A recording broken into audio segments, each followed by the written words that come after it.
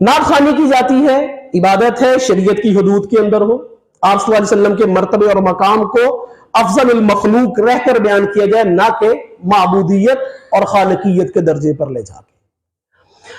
नात पढ़ना सुन्नत सहाबा है और नात सुनना सुन्नत रसूल सल्लल्लाहु अलैहि वसल्लम है। नात आप सल्लल्लाहु अलैहि वसल्लम की बयान होती थी मंजूम अंदाज में। हसन बिन साबित थे जो सहाबी है जो नात पढ़ते हैं, और सरकार दो आलम सल्लल्लाहु अलैहि वसल्लम सामने तशरीफ फरमा होकर इन मदहिया अशार को सुनते हैं। तो गोया के नात सुनना ये पढ़ने से कहीं ज्यादा बड़ी अहमियत रखता है, इसलिए कि इसकी निस्बत जनाब रसूलुल्लाह सल्लल्लाहु अलैहि वसल्लम। तो इससे ये बात मालूम हो गई कि लाजमी नहीं है कि जो ऊपर नजर आ रहा हो उसकी जिम्मेदारियां भी कुछ ज्यादा हो।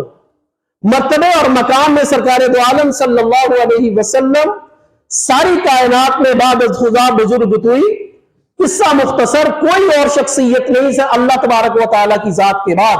लेकिन अगर हसन बिन साबित ऊपर बैठकर मिंबर पर जलवा फरोज होकर नात पढ़ रहे हैं तो इससे कतन भी यह लाजिम नहीं आता कि इनका मर्तबा सरकार दो आलम सल्लल्लाहु अलैहि वसल्लम से ज्यादा है। इसी तरह इन सारे दंगल के अंदर कहीं पर यह लाजिम नहीं आता कि ये एमएलए एमपीए बनकर मुझसे ज्यादा ताकतवर हो जाएगा। नहीं, इनकी ताकत भीख होती है मेरी और आपकी हक राय दही के इस्तेमाल की। ये भीख मांगते हैं हमसे, हमारे जज्बात के साथ खिलवाड़ करके कि मुझे ये कर दो, मैं ऐसा कर दूंगा। लेकिन मैंने अर्ज किया कि चूहे देकर बिल्ली अपनी फितरत को कभी भी नहीं भूलती, वो उसी चीज पर आती है। अब तक का हमारा सियासी सूरत हाल ये है।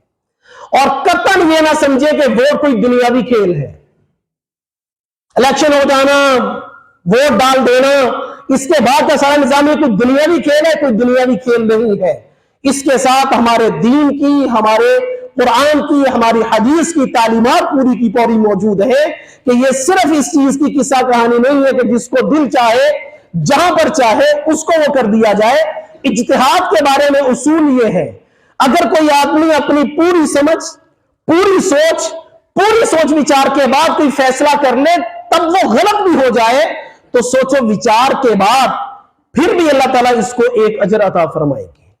और अगर सोच विचार का नतीजा सही निकल आए तो अल्लाह ताला इसको दोहरा अजर अता फरमाएंगे। इसलिए मुआशरे के अंदर इस चीज को बुनियाद बनाया जाता है सिर्फ और सिर्फ ताल्लुकदारी का, दूसरे अल्फाज में जिसको हम धड़ाबंदी कहते हैं इसका।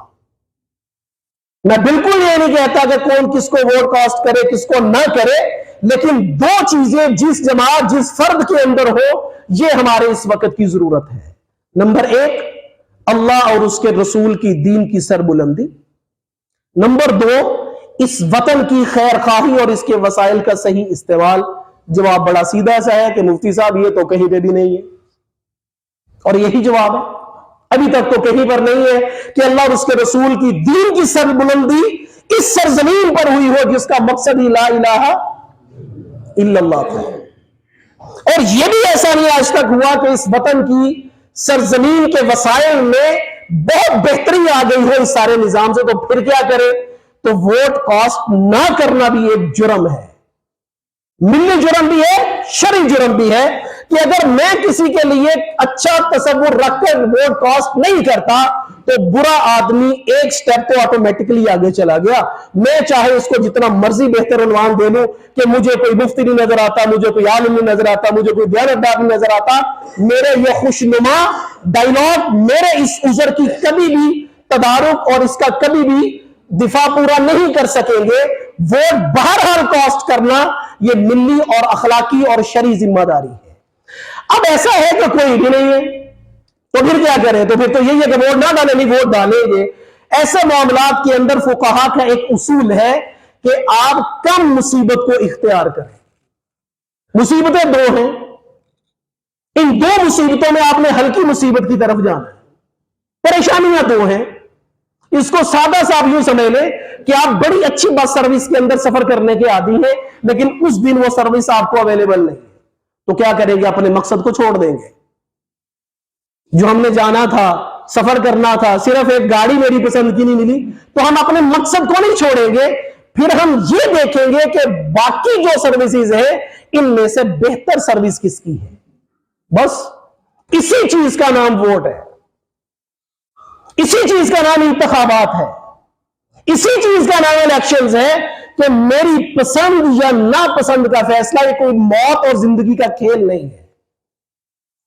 ہمارا معاشرتی ایک المیہ ہو گیا ہے،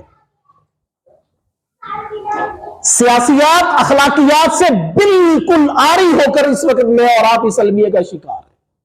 اگر میں نے عرض کیا کوئی بھی مخلص نہیں ہے تو پھر کم مخلص کون ہے؟ بس اس کے بعد میرے اور آپ کے پاس کوئی ذمہ داری شریعت کی طرف سے عائد نہیں ہوتی. اللہ تبارک و تعالی مجھے اور آپ کو اپنی ذمہ داریوں کا احساس نصیب فرمائے. اس وطن، اس دین کے لیے جو افراد بہتر ہوں، اللہ تعالیٰ اپنی خاص مشیت سے ان کا انتخاب میرے اور آپ کے لیے فرمائے. وآخر دعوانا الحمدللہ رب العالمین.